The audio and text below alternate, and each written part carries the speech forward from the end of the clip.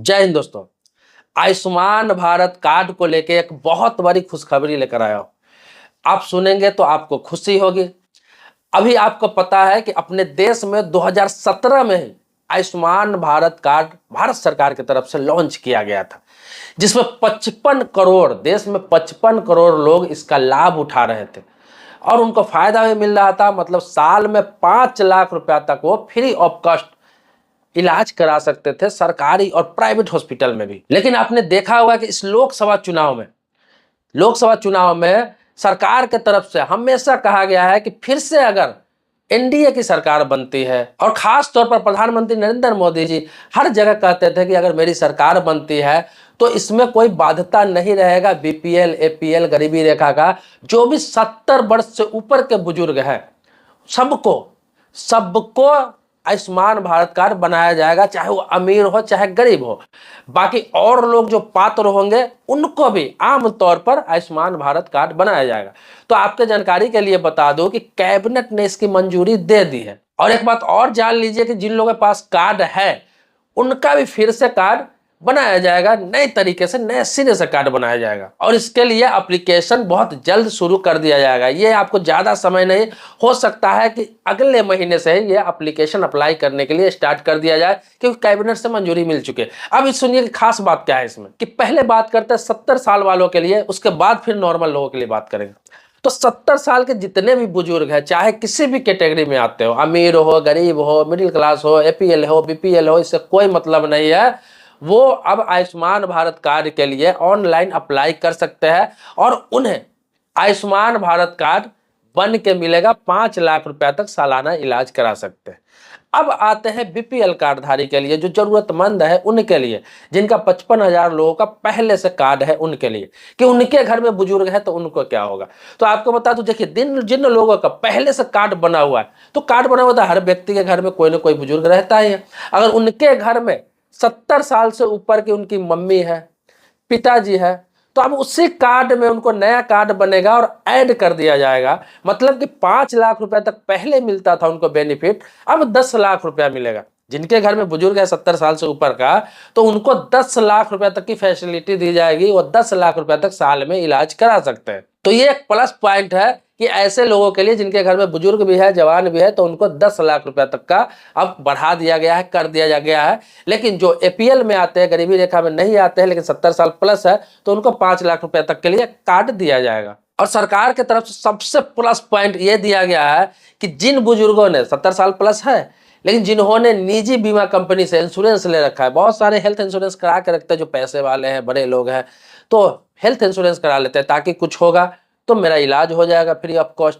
तो इंश्योरेंस कराते हैं, हेल्थ इंश्योरेंस।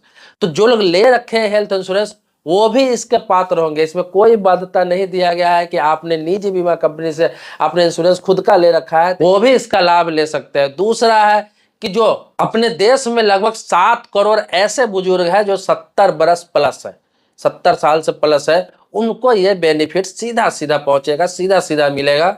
आपको पता ही है कि हर बजट में हर साल इंक्रीज किया जाता है, बजट बढ़ाया जाता है, पैसे बढ़ाए जाते हैं जरूरत के हिसाब से, हर फंड के लिए, हर योजना के लिए। तो आप जान लीजिए कि पहले लगभग 10.5 करोड़ परिवार, जो लगभग 55 करोड़ लोग के आसपास हुए, तो 10 करोड़ परिवार 55 करोड़ लोग को ये आयुष्मान भारत कार्ड का लाभ मिलता था।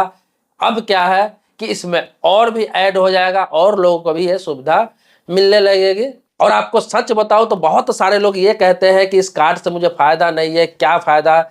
मैं बता दूं कि ऐसे ऐसे लोगों को मैंने देखे हैं जिनका बहुत बड़ा ऑपरेशन कराना था, उनके पास पैसे नहीं थे, घर की स्थिति खराब। मैं दसियों लोगों को ऐसे जानता हूं जो आयुष्मान भारत कार्ड से उनका इलाज हुआ है, प्राइवेट हॉस्पिटल में इलाज हुआ है, अच्छे खासे इलाज हुआ है और अच्छा स्वस्थ जीवन जी रहा है। हाँ, इसमें थोड़ा सा भ्रष्टाचार है, ये माना जा सकता है कि थोड़ा सा भ्रष्टाचार है।